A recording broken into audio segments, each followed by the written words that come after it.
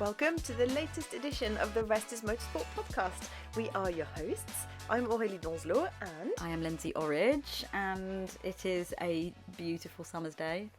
Gorgeous. Gorgeous. Yeah, I'm feeling the summer. I literally have 3 layers on. It's I actually have cold. a hoodie on. I was like, wait, what weather is where you are? It's so depressing. It's so depressing. I'm about to get on a plane. I actually can't bear it anymore. It's horrible. I just came back from a plane. You did. Came back from a plane? From a plane?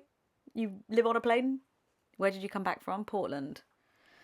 I just came back from Portland, Oregon. It was sunny, actually. I've got a really good t-shirt tan. Yeah, I was going to say, you actually look really tan. I'm really quite jealous. I've lost my Ibiza tan already. It's gone. It's gone. To be fair, it's fake because I wear SPF every single day on my face. This is why it looks so good. But, she says... However, I did catch the sun, and I've had to take my SPF down to my t-shirt line to make sure that the t-shirt tan didn't get too bad, because it got bad on the first day. It was sunny, it was lovely, but the time difference has definitely got me, and I am napping a lot right now. Sure. Nap away, babes.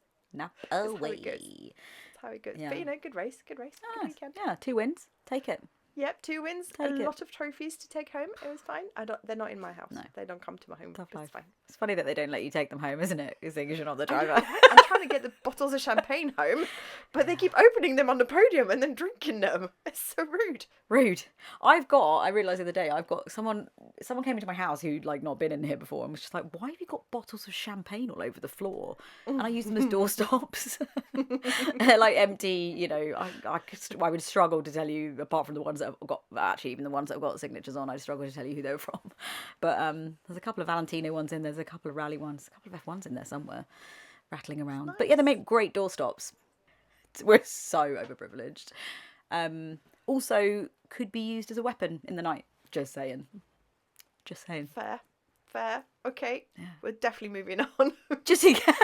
I'm saying that purely because I woke up in the middle of the night last night. When I'm overtired or I've had a weird, not a good night's sleep, I wake up thinking someone has broken into the house. And I did that twice last night. And on both occasions, I reached for said champagne bottle that happens to reside in my bedroom to be used as a doorstep. And, so you've been warned. Try and come in. You're going to get walloped with a champagne bottle. What a champagne bottle to be walloped with. Imagine that on a police report. What did you hit them with, madam? Oh, just a... Well, that's a great vintage from 2002, probably. Where was this? Misano? Literally, yeah. You were like, it's probably one of the most inventive weapons ever. So yeah, you've been warned. Yeah, it's been a week. Silverstone. Amazing. It's all happening. Well, do you know what? This sounds like it could be a movie plot, which puts us on to our next topic beautifully, because I want to talk about movies and Formula One, and specifically, we've just received a press release from the lovely Visa Cash App RB team, which is not difficult to say at all, who are collaborating with Warner Brother Pictures this weekend for, and I read, an epic one race only collaboration, supercharging its release of Twisters, a current day chapter of the 1996 blockbuster Twister. I just saw you doing the cannons and I was gone. Hang on, read that. I'm going to say it. This is a really obvious thing to say, but that is a tongue twister. Go, you're welcome. That was a tongue twister. Maybe they did it on purpose. It was beautiful. Supercharging, twisting. Okay, cool. Yeah. Current day. Yeah, no, great line, great opening. But it does bring us on to a great topic, which is Formula One's long history of teaming up with movies and promoting them. And we've actually got quite a few, don't we? Yeah, there's a sort of funny sort of history of this, and I think there was a period where it seemed to happen a lot, and then it disappeared, and it's sort of come back again. I think from a brand point of view, I do think it is a really good way to promote a film. It's, there's eyeballs on it, obviously, and F1 particularly being more popular than ever now. You don't really see this a lot in other motorsports. I think it's more of an F1 type of thing. I mean, there are some crossovers obviously that happen, my favourite film in the entire world, Talladega Nights, The Ballad of Ricky Bobby, which was filmed in conjunction with NASCAR. But that wasn't like a promo, like a brand promo like this is. Like that actually featured NASCAR, and I could act and speak that film probably from beginning to end, word for word. One day, special edition. Yeah. We'll have to do that. Yeah, just one whole podcast of me just acting out the whole film. Just comes with the warning at the beginning, and then off you go. It's just a solid 90-minute episode of me pretending to be Ricky Yeah, Bobby. I mean, there's Le Mans as well, which is Steve McQueen, obviously an old classic. But again, that wasn't it wasn't a team promoting a movie. It was literally they showed up and they filmed at the race for that movie, much like the unnamed Apex movie that we're waiting on for next year with Mr. Brad Pitt amongst many others and Javier Bardem. Very excited about that. Is Javier Bardem in it? Yeah, Is he? I think he's team principal. Is he really? Yeah, he was on the back of the grid last year in a suit, and I was like, I recognise that man. What's he doing here? Yeah. Why is he here? And then I realised there was a camera pointing at him, and he was looking quite poised. And then I tried to make sure I was out of shot.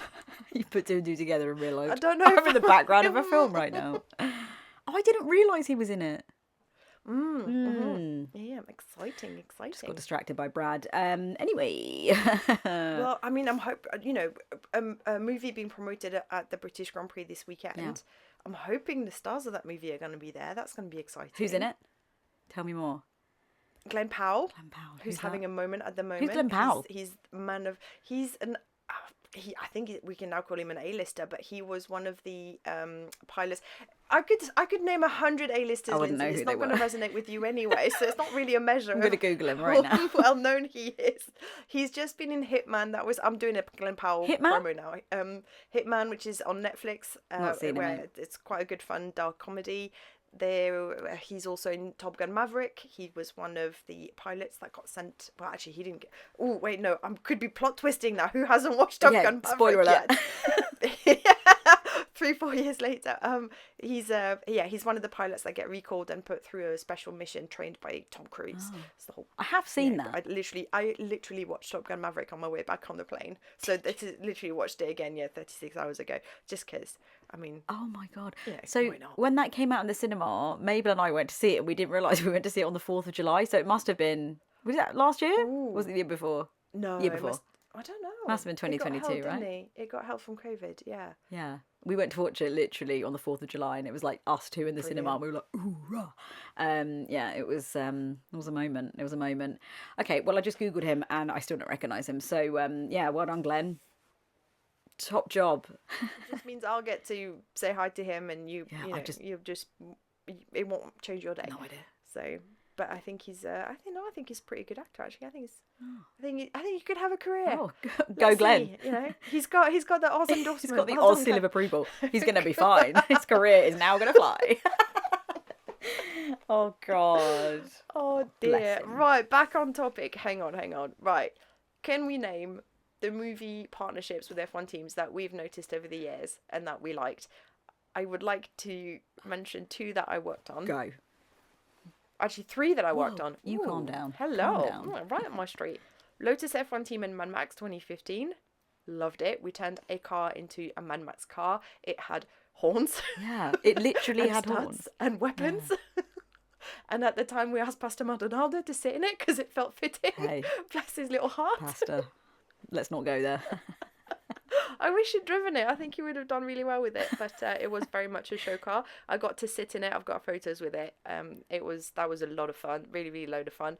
We also had we came up with this one in the back of a taxi, just me and one colleague. Renault F1 team and Star Wars celebrating their 40 years in each other's industries, in their respective industry together. We had an event in Monaco and we got to do a movie with a Formula One car and lightsabers. The whole thing was just so we could get our hands on lightsabers, to be honest. And but George Lucas, of course, came. We had C-3PO and R2-D2 as guests throughout the weekend, and we had some bespoke suits, of course, so we ticked all the boxes of how you're supposed to promote a movie. And we also had one at Silverstone a few years ago, which was The Incredibles, as in the Pixar movie. So yeah, and I channeled Edna the entire time. I felt like she was my spirit animal. So yeah, they're my highlights in that topic. They're the ones I got to play with, and I loved it. That's cool. Yeah, the Mad Max one, that car was cool. I remember seeing it when I came to the factory once, to the Renault factory many years ago, and it was sat in a room above reception for a while, wasn't it? It was just sort of sat there. That was pretty cool. Yeah, so the Star Wars one, there was another one done with Red Bull back in 2005, I think it was. And it was the first time Red Bull had been to Monaco, because it was the first year of their existence, 2005 in the championship, right? I didn't realise it was their first year. And the picture is, I looked at it earlier, honestly, is we'll link to it because it is a beaut. There's like Christian, DC, George Lucas, and some of the characters, like the Gold Man, I don't know what they're called, I've never watched Star Wars, the Gold Man and the hairy one, and no idea, the hairy one and the Gold Man, and someone else, maybe a man with a gun, no, a white man with a gun. Was he dressed in white? Yeah, and then the man with the black helmet. That's Darth Vader, right? Vader. Yes. I have seen so few films, it's actually... You go to the cinema every I know, but I've not seen anything like... I never watched anything. Like, we didn't really watch films as a kid. Like, genuinely. Like, I never saw any of them. I haven't seen Indiana Jones. I haven't seen Star Wars. I did get taken to the cinema once by an ex-boyfriend to see a Star Wars film. I feel like it was Christmas Eve. Yeah, it was Christmas Eve. And I fell asleep. And that's a hard sell, though, it was a tough sell. I was literally like, ooh. Nope. I wouldn't pick Christmas Eve to watch. No, I wouldn't pick any day to watch Star Wars, frankly. No, they're fine. Okay. We're all allowed our opinions. I just don't care. However, I genuinely... George Lucas comes to Grand Prix quite a bit. And I sat next to him once in... must have been Mercedes. I think he was a guest of Lewis at some point. And he was just in the motorhome. And I was in there. And I just got chatting. I didn't know who it was. I had no idea who it was. I just thought he was like this cute old grandpa looking man. And afterwards, someone who'd like seen me chatting to him or whatever. And we were just chatting about life and stuff. And I didn't think anything more of it. I was just being polite. And then someone later on in the weekend said, oh, how's your new mate? And I was like, who? And they were like, George. And I was literally like, who's George? And they were like, George Lucas. I was literally like, I don't know who that is. And they Googled him. And I was like, oh, yeah. They were literally like, he is Star Wars. And I was like, oh, okay, cool. Not a clue. My recall for people's faces and who people are is appalling. The amount of times I've sat next to people at like industry dinners and been like, hi, how are you? I'm Lindsay, nice to meet you. And they're literally like, hi. And I'm like, oh, so what do you do? And they're like, I'm 3-time world champion. And I'm like, oh, good for you. Yay. Oh, no. Oh, good luck with that. I can do faces and I've got a vague sense of who they are most of the time. I can't do names. I'm not very good at names. But no, there's that picture is an absolute beaut. It really, really is. It's not aged well. It's not aged well. But there was that one. So that was 2005. So that was the year that Red Bull took over from Jaguar, and the year before was when Jaguar did the this story's been banded around a million times, but the whole Oceans 11, 12, 13, whichever one it was. I think it was Oceans 12. Oceans 11. Oceans 12. No, wasn't it the first one? No, I think it was the second one, wasn't it? I think it was Ocean's 12, and they stuck a diamond on the front of each car, sure. And that diamond then went missing in the race because one of the drivers, whose name I can't recall... There's quite a few. You're literally asking the wrong person. Who lost the diamond? Who has the diamond? First lap. Smashed it into the barriers. Diamond. Gone. So, but was it a real diamond? I think it's just a really good PR story. Williams did one recently, 2021, with the King's Men. George dressed in a bowler hat walking down the pit lane. That was a Grand Prix. That was a Silverstone Grand Prix, wasn't it? Yeah. I think it's a good vehicle, all puns intended, for promoting a movie, and I think also specifically regionally, I think it's a good way of doing a one-off thing, so you're not really relying on that necessarily going global per se, and unless you've actually got a proper livery takeover, no one's going to see an extra logo on a car. They're just not, like for a race, no one's going to notice. But it is a good way of promoting something, particularly in a market, to push it particularly here, I suppose, have that association. Now that there's more razzle dazzle going on around with the Apex movie or the unnamed Apex movie, I think that's going to be interesting to see how many more people then try and use that as a marketing tool. But yeah, I think it's a good way of doing it. I think it's better when the stars turn up and that they can actually interact in some way, and hopefully some of those people actually know something about F1 or are fans and aren't just people that are turning up for a lovely press junket payday. Like, no shade, do it. knock yourselves out. But if they actually know what they're talking about and they actually look like they want to be there, then I think that just adds an extra element, which is not always something that happens these days. So yeah, guess we'll see what happens over the weekend. Yeah. And yeah, I'm excited about that. And just to add quickly, really quickly, the Apex movie is going to be one of the first times where the movie was filmed within Formula One, and then I hope will also be promoted within and by F1. So it'll be really interesting to see how that plays out, how many teams end up being involved, whether it's an everybody push or if it's more, a la Drive to Survive, which then belongs less to anybody, which means you almost do less. So that'll be quite interesting. And really, the last time I can think of anything like that happening was Rush, which was a Ron Howard movie with Chris Hemsworth and Daniel Bruhl. Yes, thank I you. know him. He's brilliant. Get in. He's brilliant, absolutely brilliant. But again, they filmed with historic cars rather than us filming on site with us, so it was slightly diluted. So I can't wait. I'm really interested to see how that's going to pan out. We'll hopefully see that over the course of the coming year, because it's coming out in, I think, June next year, June 2025. So. I'm going to be honest with you, I'm probably not going to watch it. But anyway, I've not seen any films. So, just let me know. You can give me your potted history review once you've seen it on a plane. I'll do everything I can to be at the premiere. That's how much I want to watch it. So there you go. We'll see how it goes. Shout out for Apple marketing team. Get Oz invited. She do the red carpet. Do the red carpet. Practice for my fashion moments. Oh, God. Okay, Time for a break. Break time. Let's go to a break.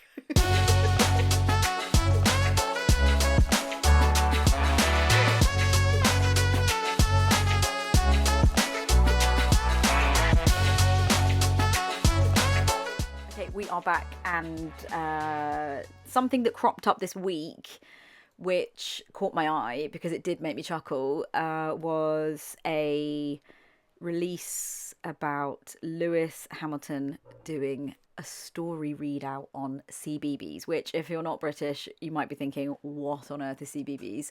It is a children's TV channel that's run by the BBC, and it's been running for donkey's years, and they do a sort of story time thing, and they frequently get famous actors, sports people, inspiring people, yada yada yada, to come and read a bedtime story. And I think Tom Hardy is the one that everyone always goes nuts about, right? Because the mums are always like, oh, definitely gonna be listening to that story. But Lewis, it's his time to shine. And it caught my eye because I actually pitched this idea a couple of years. I pitched it a couple of years ago. Sometimes agencies who are, so imagine like a PR agency or a sports marketing agency or partnerships agency. If they are pitching for work, I get brought in sometimes to be like the kind of expert in the room to help craft things. Particularly if those agencies are really, really good at what they do, but they don't actually have anyone specific that works on motorsport side of things.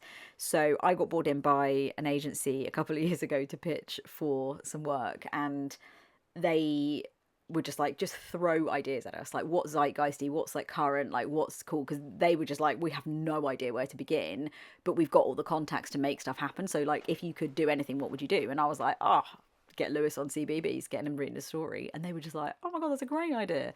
So that went into the pitch. Client loved it. Ultimately, they didn't actually give the work to that agency. They stayed with their existing agency. But then when this came up, I was a bit like, I must try and dig out that pitch deck. But yeah, it was a couple of years ago. One of the other things that I pitched in that same pitch was Lando Norris doing chicken shop dates. And guess what happened this year? Lando went on chicken shop dates. So yeah, it always makes me chuckle because, I mean, you can have the best idea in the world, particularly from a brand side of things, and particularly sort of the role that I play for brands, where I'm sort of brought in to try and get them to do more things or different things. They want to do more and different things. But a lot of the time, when you then get to the point of, okay, well, more and different equals, here's an idea, sometimes they kind of balk at it, and it might be because they don't really have the budget, or it might be because they're a bit scared, or it's a bit new, or they don't really want to take the risk in the first year of a partnership, or they kind of need to like see how things pan out, or maybe somebody just doesn't like it, or they don't think it's a good idea, even though 90% of the time they are pretty good ideas. Obviously, toot my own horn there, but as the kind of expert in the room that's brought in to like suggest these sorts of things, and I'm in the middle of this at the moment with another project where someone's like, actually we could really use your help. We have a client that does this and we can do 99% of it, but the actual nuance of the thing and the details of it, of we can come up with ideas until the cows come home, but we actually can't come up necessarily with ideas that are executable because we don't really know what is possible. We can make them happen. We've got the people to make it happen, and we know the client really, really well, but we just need that expertise. I mean, how many times have you sat in meetings, right, where you're like, oh my God, tell you what we should do is insert thing here. And everyone gets really excited about it, and then it never happens. It happens so often, you would be gobsmacked. Gobsmacked. All the time, more often than not. I literally, as you were talking, I just thought of one. I can't talk about it, but I thought of one. It wasn't even trying to do something new. It was something, I was trying to bring something back that was so popular when it existed. Of course, it was one of my ideas, and it was so popular when it existed, and it worked really well for the brand that supported it at the time. I'm so mysterious now, but the brief was to engage the whole paddock, and we found a way to engage the whole paddock in a way that made complete sense for that brand and for what we were trying to achieve. And I recently wanted to bring it back for a charity partner of Formula One that I'm involved in, and I thought it would just fit them properly. It would just be so perfect. And it's still, the conversation happened last year. It hasn't happened yet, and this isn't even to do something new. It's still just to bring something back. It's so hard. Everything has to align. It has to be perfect. And the other one that's still just like, oh, it hurts. I'm gonna have to let it go. Yeah, but it's close to my heart. You do, but you do have to let it go. You literally have to be like, okay. You do. It's so, or you have to keep it in a place where it's like, I mean, this one I generally have to let it go because it's been done in another way and it makes no sense now. But for years and years and years, I wanted to try and get the Twitter button on the steering wheel. This was the Lotus F1 team, to be fair, so this is how far back it goes. Because we used to always joke that the drivers were admin, and who's the admin, who's behind it, and it's like, of course it's the drivers. They're tweeting whilst they're in the race. That's how we know the updates. It would have been so perfect, but obviously never happened. Never allowed, never made sense, never could justify it. And now, of course, Mercedes have done it with WhatsApp, and to be honest, it's not like putting a Twitter button on the steering wheel is going to make sense now anyway. So I'm going to have to let it go, but it hurts. I know, it's so difficult, isn't it? Because I think like a good idea is always a good idea, right? It's whether it becomes a real thing or not. And I mean, some of the things that we used to come up with at Monster, and even some things we used to come up with at Ford, and like all sorts of different brands that I've worked with over the years, you're like sitting in a room and everyone's like, oh God, that would be amazing. We'd love to do that. And then the reality is that like, who's going to pay for it? Well, we could probably scrape together this much. And then the idea gets cut down. And then it isn't a thing.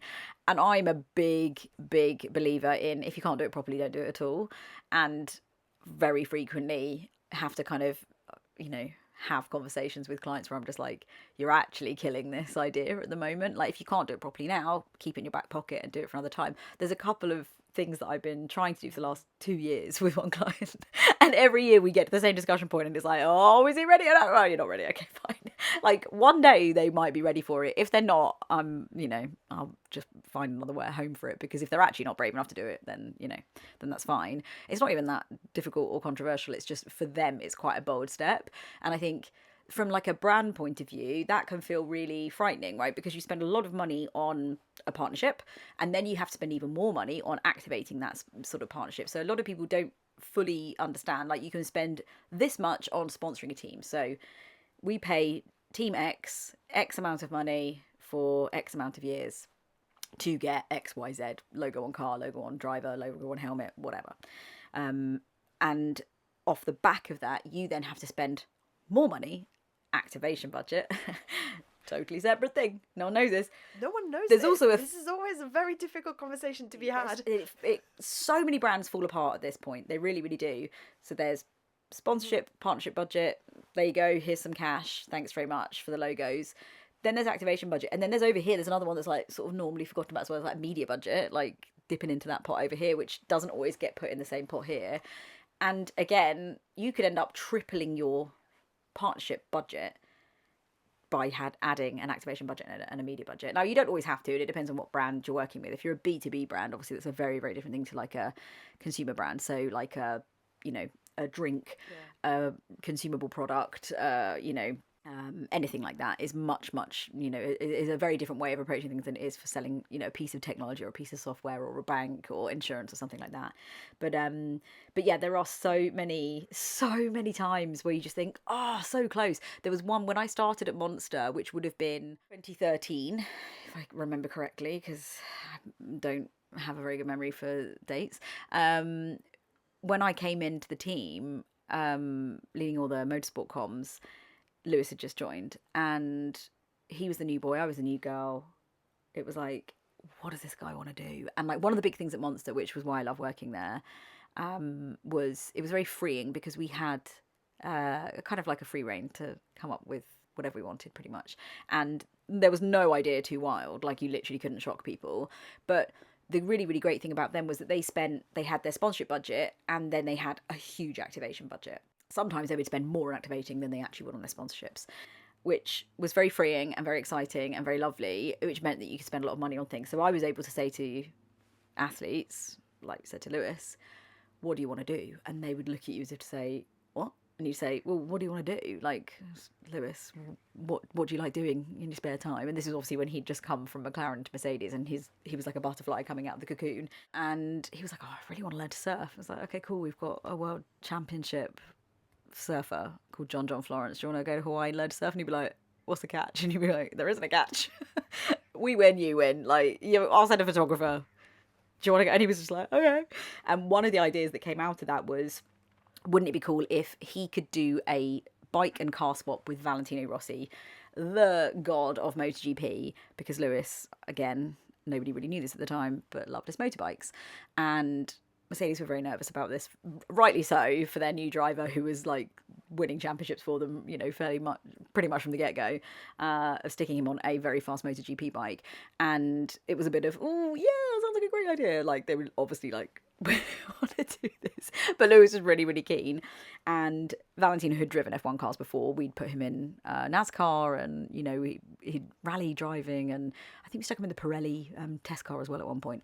And it took from that idea being formed in 2013 to 2019. I'd gone by the time this actually happened, but this literally ended up happening in 2019. And like, it's worth watching the video. We'll put the link in the show notes, because Lewis adores Valentino, and Valentino, big fan of Lewis. We'd done loads of other events with them crossing over before, taken Lewis to MotoGP events to get him to do burnouts and motorbikes in the crowd and stuff like that. It was really, really fun. But that like swapping over of incredible athlete getting into or onto a completely different machine and actually showing that they're pretty good at it, it was super impressive. But yeah, that took 6 solid years to happen. Yeah, 6 years. No, I mean, I didn't even get to work on the actual thing because I'd gone. But yeah, it was really nice to see it happen. And yeah, I think there's lots of things like that there's plenty of other ideas that we've got. Again, if you want ideas, we're your people. We are literally your people. I love how there's always a moment in this show where I'm like, oh, we're advertising ourselves. I hope this is okay. But it's not just that. It's just we have so many ideas. This is so much fun. On